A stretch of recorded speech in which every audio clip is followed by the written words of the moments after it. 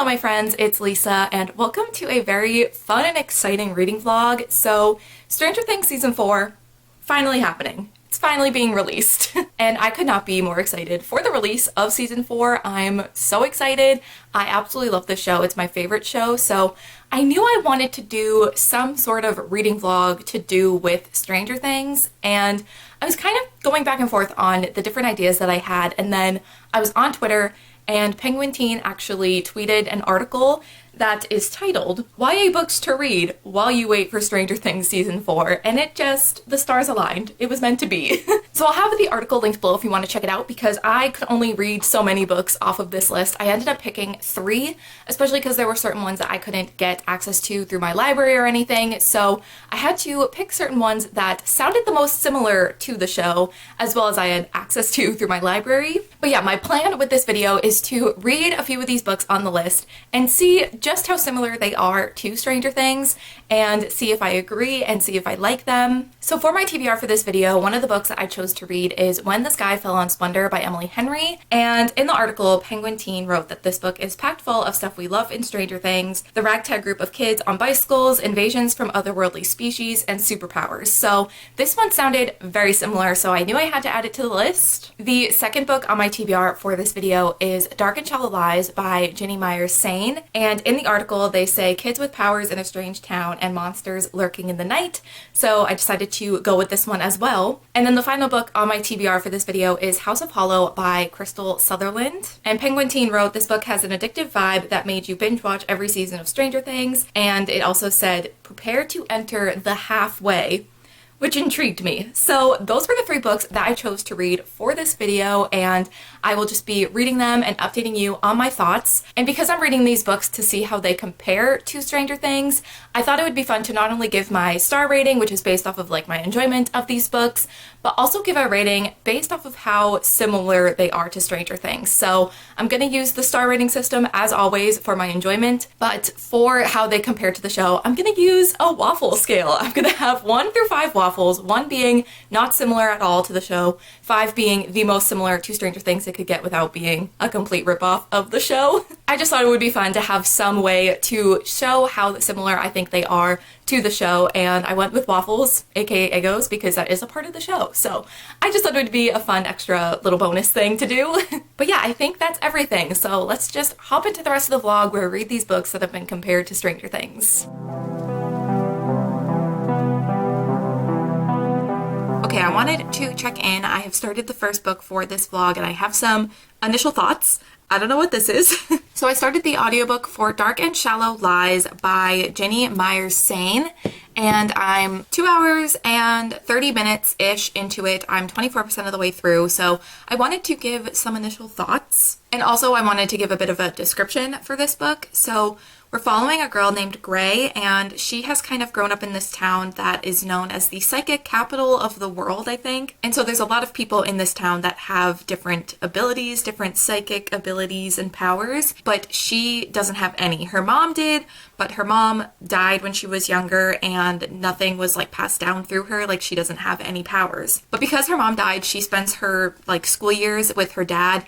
I don't remember where, but then she comes back to this town during the summer. And while she was away, one of her best friends went missing. So she's now returning back to this town during the summer, 6 months after her friend has just vanished. And Gray is kind of confused as to how no one has figured out or like heard anything from Alora, who is the friend who went missing, because she lives in a town where these people have different abilities. It's the psychic capital of the world, and no one has been able to sense kind of what happened to her. But now Gray is starting to kind of get these messages, she thinks, that are from Alora, and getting little pieces of how Alora was feeling, little snippets from that night that she disappeared, and she's trying to understand what these messages are. And also this town has had quite the history. There's been another situation where twins from years and years ago when they were younger were like killed by this guy, and there's a lot of different legends that kind of are involved in this town that are stories that have been passed down. So there's kind of a spooky vibe, some supernatural things I think happening, and so far I think in comparison to Stranger Things, so far I'm definitely seeing it. I think the girl obviously just vanishing into thin air is definitely similar to what happened to Will. He just kind of vanished and no one could find really a trace of anything. And also like the night that they disappeared, they had just finished playing a game with their friends. So like Will in Stranger Things was playing D&D with the party and then he disappeared. And then in this book, Alora was playing like essentially hide and seek with a group of friends and she went to hide and no one could find her and that's how they knew she went missing. I also think like potentially Alora trying to contact Gray in some way and trying to send her these messages I think is also comparable to Stranger Things and Will trying to send messages to Joyce. Also, I think just like the setting of like this very small town and some weird things kind of going on in this town, I definitely feel like is comparable. There's also like a friend group in this book as well.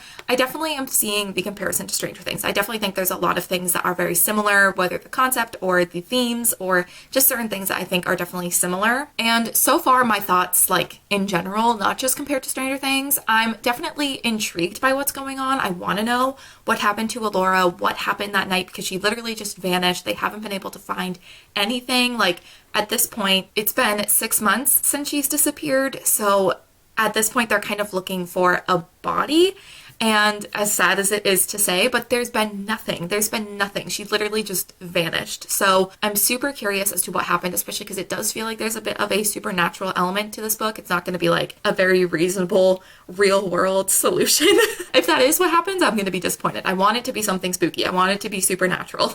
And speaking of the supernatural elements, I definitely am intrigued to know more about the town, how all of these psychic abilities and powers that these people have work, and how that's going to kind of play into the actual mystery.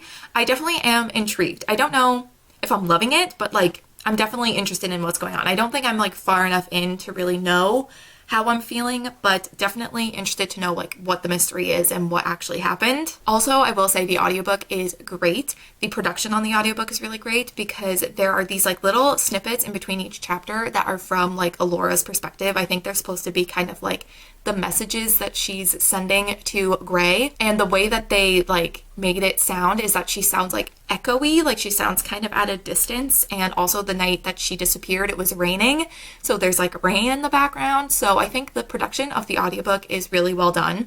So if you are intrigued to pick this up, I recommend the audiobook. But yeah, I just wanted to give some initial thoughts, my thoughts and feels so far. Definitely intrigued and definitely seeing the comparison to Stranger Things. So I wanted to check in with Dark and Shallow Lies one more time before I finish the book because I'm 68% of the way through the book. I have like just under 3.5 hours left. So I am probably going to finish it probably either today or tomorrow and then be able to kind of update on my final thoughts and all of the like final reveals and everything. And I wanted to give some thoughts before I get all of the big reveals. But yeah, like I said, I'm 68% of the way through. So I've listened to just over 7 hours of this audiobook. I think the last time I checked in, I was like 2.5 hours, maybe 3 hours in, and nothing has happened in those like 4.5 hours that I've listened to. I'm just really bored. It was definitely an intriguing start with this girl going missing in this place where there's a bunch of psychics and there's like this big group of friends, and also something that is in the description of the book, so it's not a spoiler, but that there is this kind of boy that randomly shows up and starts talking to our main character, and he has known Alora, like he knew Alora, who was the girl who vanished, and he also knows like certain things about the town, certain things in its history, and certain things that have happened in the past that weren't great. So there's kind of a mystery surrounding like this guy and where he came from, and that also kind of reminds me of 11 showing up with the party kind of when they were out looking for Will in season 1. So there is another comparison to Stranger Things, I guess. But once that character kind of came in, I just feel like nothing has happened. Like, I don't know. I'm kind of bored. I don't really care much about the characters. There is like a bigger group of friends, but you don't really see them all together that much. And other than like a couple of the people that our main character, Gray or Gracie or whatever her name is, who she's friends with, like we've only seen like 2 of them, and she's always been with them like on their own for the most part. And then the other friends, I couldn't even tell you who they are. Like they just, nothing about them stands out. We don't even really know them that well. I think There's a character named Mackie. Is that even one of their friends or is that another? I don't remember. None of these characters are very memorable at all. Yeah, I just can't really distinguish much between a lot of the characters. Like, there's a few that I definitely know, but a lot of the other, like, side characters, I can't really distinguish between them. And when there's kind of a mystery going on, I feel like it might be important for me to know who's who, but I don't. So it was an intriguing concept. I think it was being set up to be really interesting. I just think a lot of the things that I found interesting are not really being explored or used to, I feel like, their fullest potential. I feel like there's other things going on that I just don't care about. I think the fact that this is a psychic town, it's full of psychics, is really interesting. And also, like, this group of friends, I love, like, a friend group dynamic in a book or a show or anything like that, and neither of those things I feel like are being utilized that well. It's kind of more about, like, the romance that our main character is having with, like, one of her friends, but also this stranger that showed up that knows things about Allura and the town, and I just don't care. So yeah, I mean, I want to know what happened to Allura, the girl who vanished. I want to know what has happened, but I don't, like, care about the build-up. Like, I just want to know. Like, I would probably be satisfied with just Googling what happened and that being it. Like, I just have completely lost interest in, like, the build-up to finding that out. And I feel like at this point, like, I'm gonna find out what happened and just be like, okay, and it's not gonna have much of an impact, but we'll see. I obviously haven't gotten to the end with all of the reveals and everything, so we'll see. I just don't really feel that invested. So we'll see how it goes. I still think this is, like, a good comparison to Stranger Things, but it's not as exciting as Stranger Things, and I don't think the characters are as engaging and as, like, fun to read about and see things happening to as they are in Stranger Things, so I don't know. We'll see what ends up happening in the end. We'll see what all the reveals are about, but so far, I am bored. Alright, I have now finished Dark and Shallow Lies by Ginny Myers Sain, and I didn't love it. I feel like a majority of this book I was pretty bored and nothing was really happening. Like I was saying in my kind of last update, how it felt like a big majority of the middle, nothing was really happening. That continued on until probably like the last hour of the audiobook. This audiobook I think is like 10.5 hours, and I'd say 7 or 8 of them I was bored. Which is obviously not great, especially with such a mysterious plot and like someone has disappeared and weird things are going on and weird people are showing up and there's mysteries from the past. You would think it would be more engaging than it was and a little bit more interesting, but unfortunately I was not that engaged with it. And then getting to the end and getting all the reveals, I was just very underwhelmed. I feel like I predicted a majority of what was going to be the reveal and what was going to be the answer to what had happened. I feel like we were led to believe, or the author wanted us to believe, something else. So then when we got to the reveal, it would be a bit of a twist, but I kind of had a feeling that that was going to be what was going to happen in the end, and I was right. I also predicted something, like I had a very like fleeting thought. I was like, what if this is happening because of something else? Like, I don't want to say because I don't want to spoil anyone if you want to read this book, but I had like a very brief thought. I was like, what if this is happening? But maybe it's not, but like, what if? And then I kind of didn't think about it again until we got to the end, and then that's literally what happened, and I'm like, why did I guess that right? Like, how did I know? It's not even me being surprised by my mind putting it together. It's more like, why was I right? More so just questioning, like, why that was the thing that happened. I will say there were a couple of things that were a part of the reveals that I was a little bit more surprised by, but I just feel like by the end of the book, I really just didn't care. I didn't care about the characters. I didn't care about what was going on. So when we got to the reveals, even though there were a couple things that did surprise me or I just wasn't expecting, I just didn't care.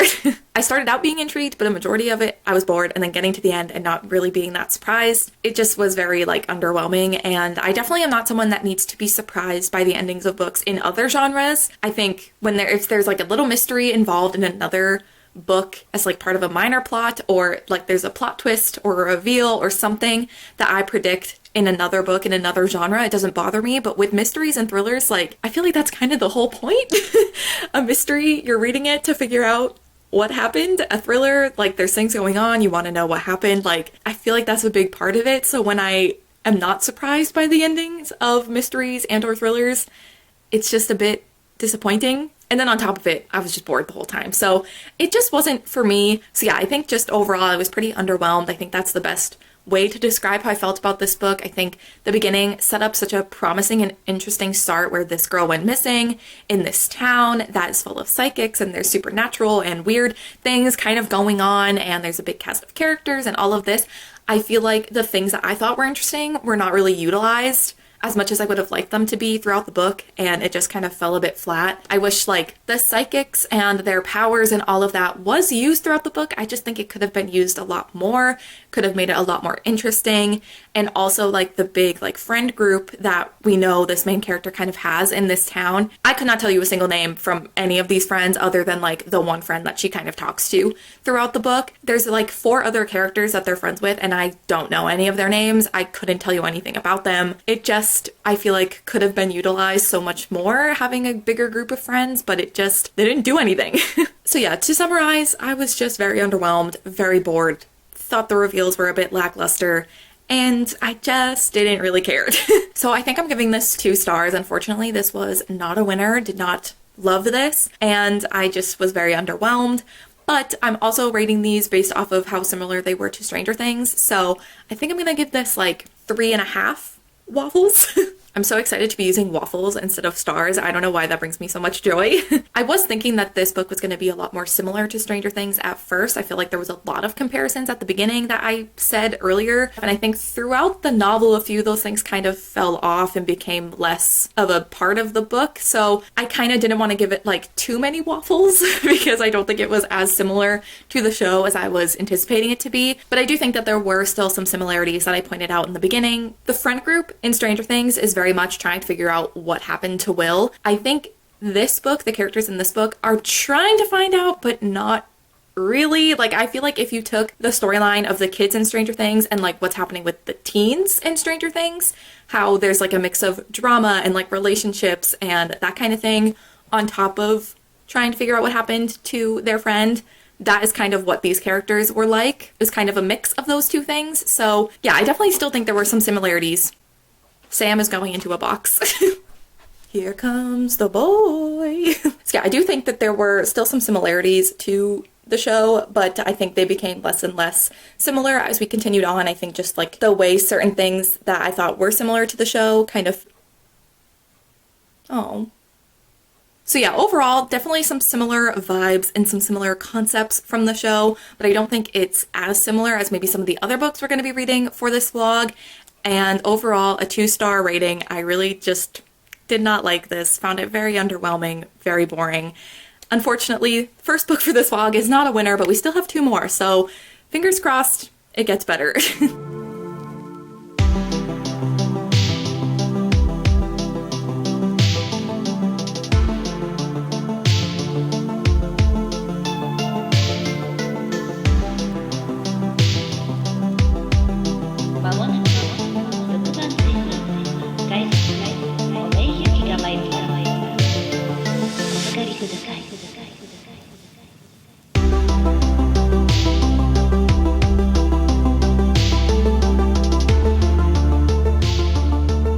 So I did want to share a little bit of my reading journal for this month because I did do a Stranger Things theme for my reading journal in May, which just seems appropriate to share in this vlog. I really am happy with how they came out, and it was just really exciting to do a Stranger Things theme because I thought of doing a Stranger Things theme in my reading journal like months and months ago, and I'm happy that I finally did it, and also like did it during a month where the show's actually coming back, so very excited about that. Also, in other Stranger Things related news, we will talk about the books in a moment, I promise. But they put out another round of the characters posters that they've been posting, and I have been patiently waiting for the Steve Harrington poster, and it was finally posted today, and I just... Exactly that. Yep.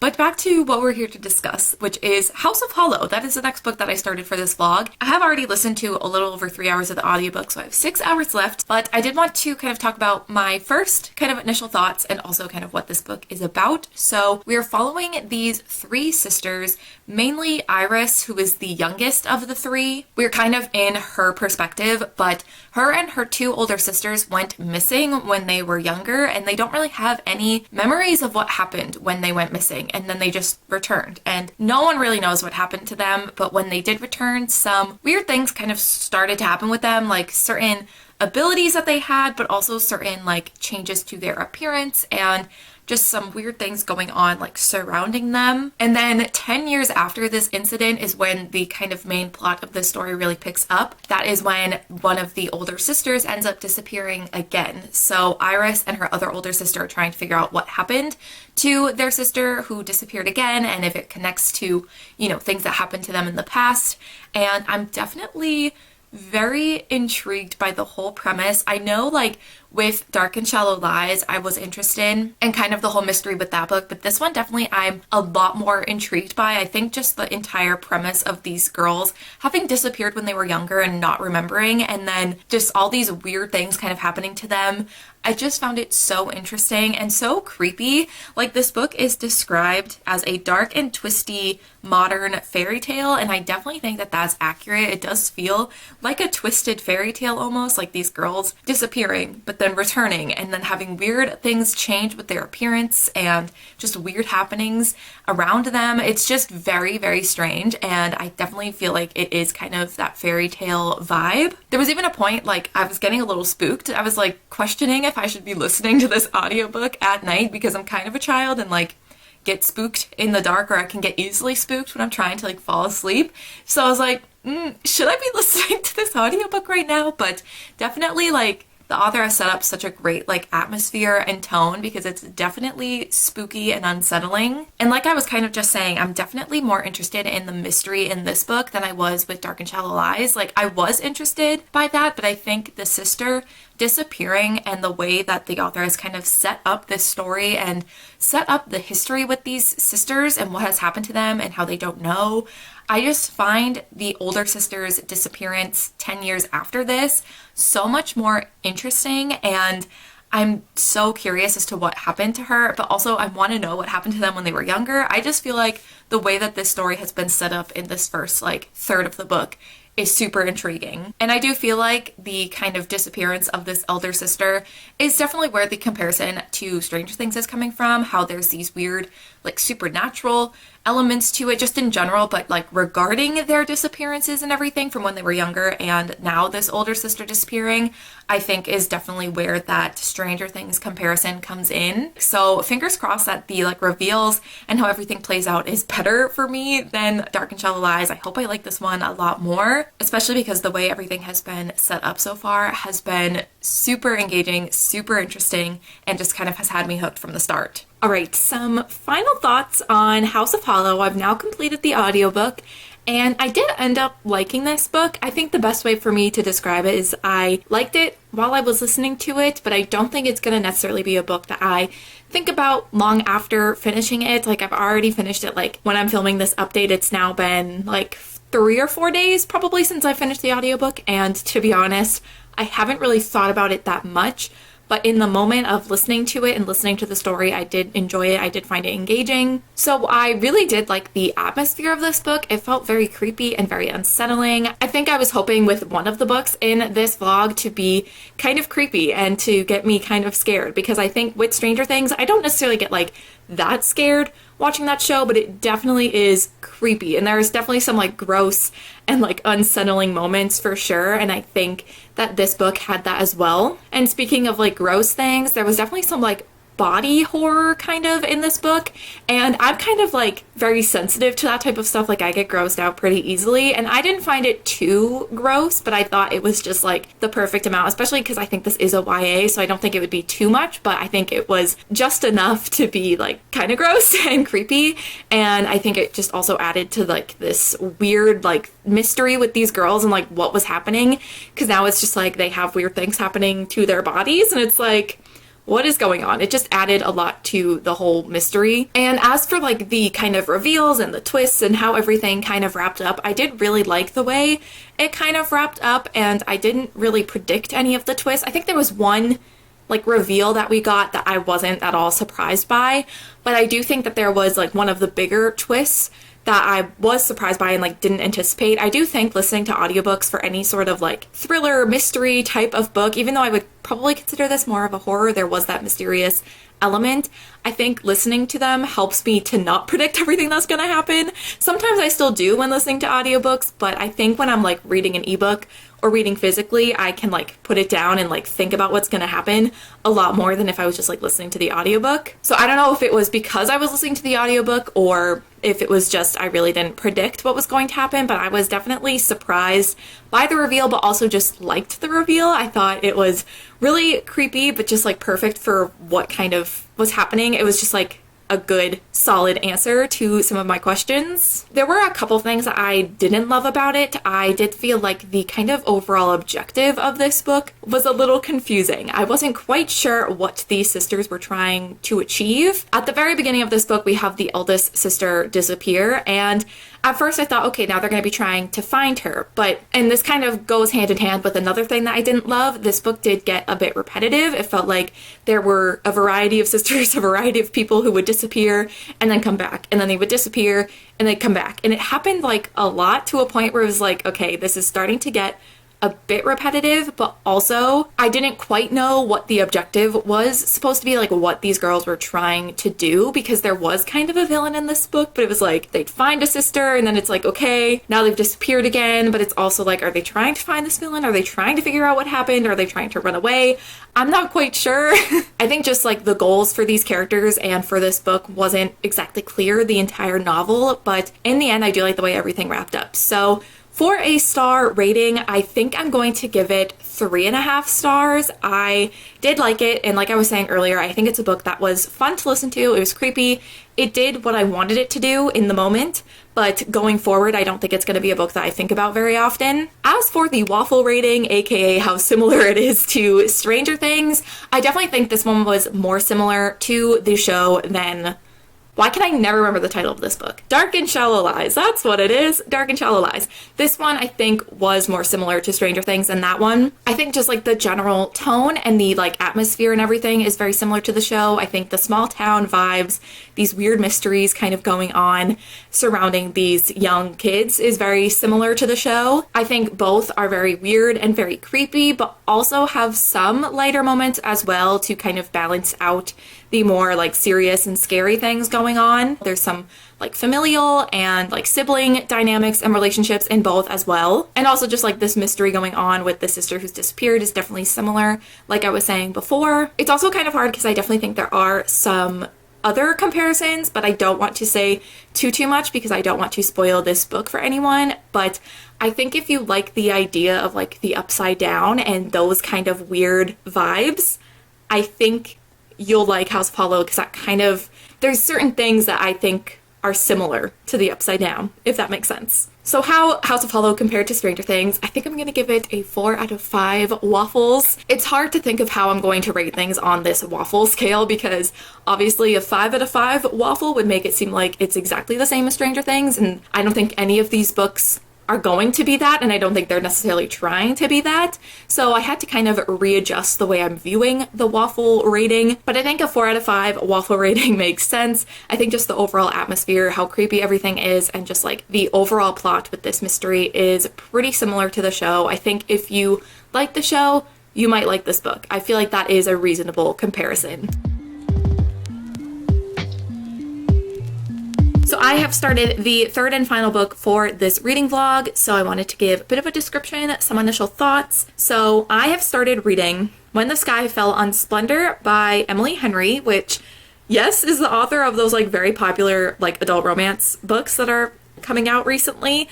I knew Emily Henry had written books like pre those very popular romances, but I never really looked into many of them. This is one of them. So When the Sky Fell on Splendor, actually the very beginning of the description says the Serpent King meets Stranger Things. So that is why I'm ending on this book. This one literally has a comp to Stranger Things in the description, and I feel like if it has that, it must be pretty similar. Like this one is actually advertising that it's similar to the show, whereas the other two have just been compared on their own. So to me, this one felt like it was going to be the most similar. That's why I thought it'd be fun to end on this one. So in When the Sky Fell in Splendor, we're following this group of friends who live in this town called Splendor. And 5 years prior to when like the main storyline in this book is taking place, there was an explosion at the steel mill. And when that exploded, it caused a lot of people to lose people in their lives, whether that's friends, family, or like knowing someone who lost someone. There's basically no one in this town didn't get affected by this explosion. And now 5 years later, we're following Franny, whose brother actually is in a coma because of this explosion, but she now has this group of friends that kind of came together after this accident and have really gotten close because of it. This group of friends have a YouTube channel, which is kind of funny, where they do like documentary series, like docu-series on different like legends and stories and ghost stories around their town and share them to their YouTube channel. And one night when they're going to film one of these videos, they witness something really bright basically falling from the sky and like hurtling towards the town, and they go to investigate. And that's really all that's in the description, so I don't want to say too much more because I don't want to spoil anything for anyone. So I am 24% of the way through the audiobook, and so far I don't really have a ton of thoughts. I still feel like it's pretty early on where I don't know exactly how I'm feeling. I will say the book just like gets right into the story. You literally, the first chapter opens up with these friends going to film this thing for their YouTube channel where they witness that thing happen. So it just like jumps right into the story, and weird things are happening from the start, which I really do appreciate. Also, like based off of the cover alone, before I even started listening to the audiobook, this book was giving me like alien vibes. I think it's because of the UFO that's literally on the cover. So I'm interested to see if aliens are really a part of this story or not. I think one, because I haven't read many books that involve aliens. I don't really read a lot of sci-fi, and when I do, I don't think it's the type of sci-fi that involves aliens. So I'm interested to see what I think about it if aliens are involved, because honestly, at the point where I'm at, even into the audiobook, 24% into the audiobook, I have no idea. But two, on the other hand, I don't know if this is going to have to do with aliens, because I feel like with a lot of these books, I haven't been sure if it's going to go the supernatural route or the kind of real world solutions. Like, I don't know which direction it's going to lean into. So I feel like this is the type of book that could go either way. I really don't know. So it could be aliens. It could not be. I honestly have no clue, and I've even started the book now. Like, I really have no idea where this is gonna go. So I'm definitely intrigued. Where I just ended, something got kind of revealed about that night. One of the characters was telling the main character, Franny, something that he thought he saw happen to her that night. And without getting into too many spoilers, it's definitely something that I think could be comparable to Stranger Things. Something that happens to a character in season 2 in particular is very comparable to what may be happening to this main character. So definitely creepy right from the start, and gave me some Stranger Things vibes, which is great. That's what I want from all of these books. And also with Stranger Things, I think just the general like small town vibe, weird happenings, group of friends who ride bikes. Bikes are literally on the cover, and in the book they've already written their bikes, so I'm like, wow. You put characters on a bike and I'm like, that's Stranger Things. But yeah, definitely some similarities to the show, the small town vibes and the group of friends and everything. So I'm excited to see how this story continues and how it continues to compare to Stranger Things. I feel like this is the one that I have the highest expectations of when it comes to being comparable to the show, because it's literally compared to it in the description of the book. So I don't know if I'm gonna like it. I have no idea, but I feel like it's the one that I want to be the most similar to the show. So we'll see.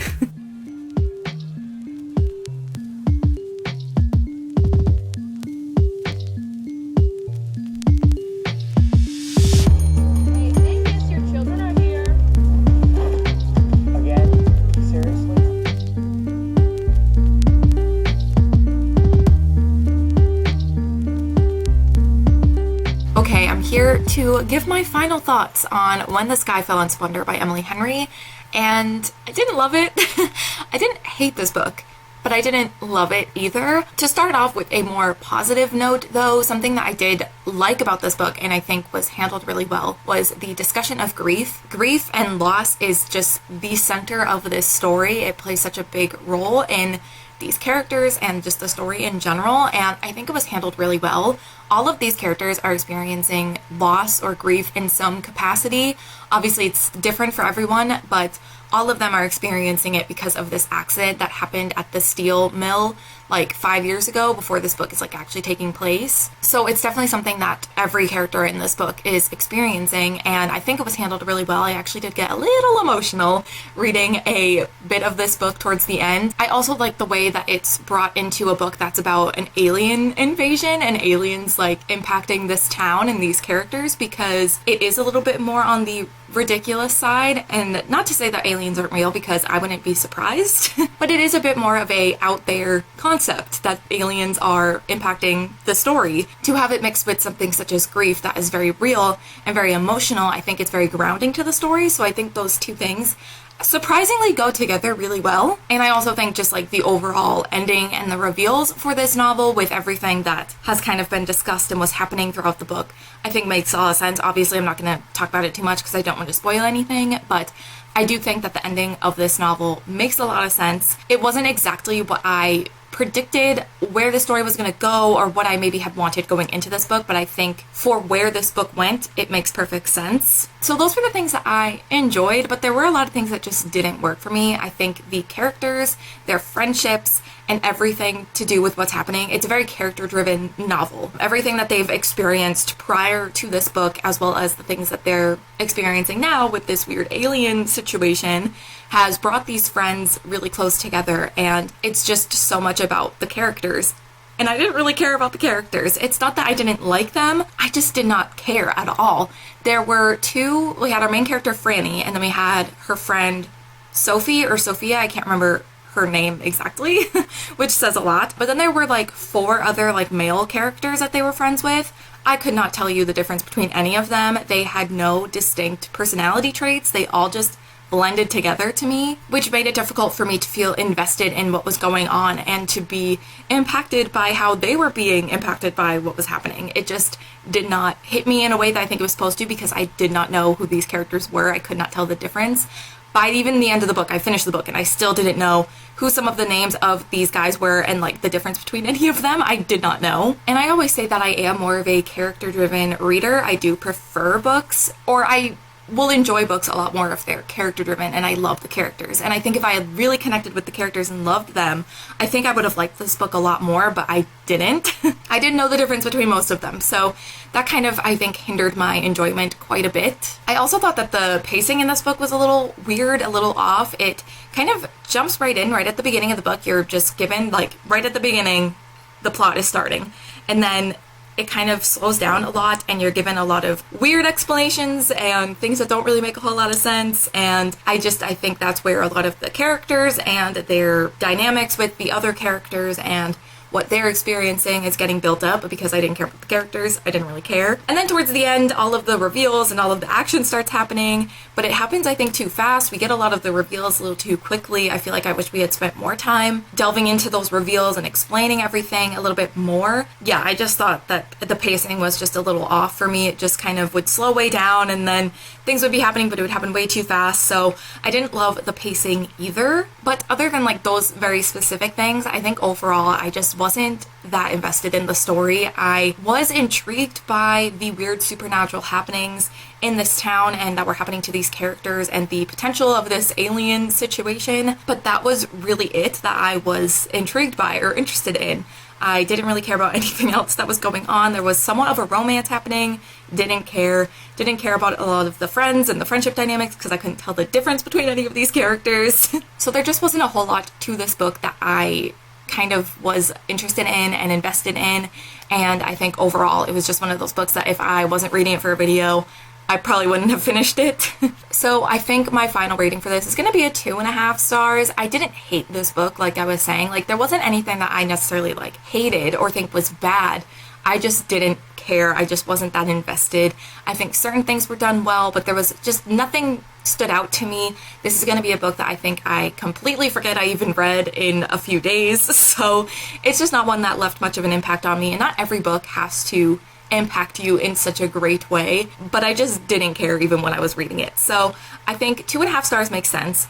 As for the comparison to Stranger Things, this was the book I was saving for last because it's literally compared to Stranger Things in the description of the novel. And I will say, I completely understand the comparison to Stranger Things. There definitely are a lot of elements to this book that are similar to Stranger Things. And even though I didn't like the execution of the way these things happened and the way these elements were included in the book, I can see the comparison to the show and how they kind of are being compared to the show. I think just the group of friends, this friendship dynamic, and how much they rely on each other to go through everything that they're experiencing in this book, I think is very similar to the show. They really only have each other to rely on to figure out what's happening. They can't really tell anyone else what's going on, and when they've tried certain things, telling people certain things, it has kind of backfired, so they really only have each other to rely on to figure out what is happening. Even just the way characters handle the weird things happening, I feel like there's some similarities. There's a character,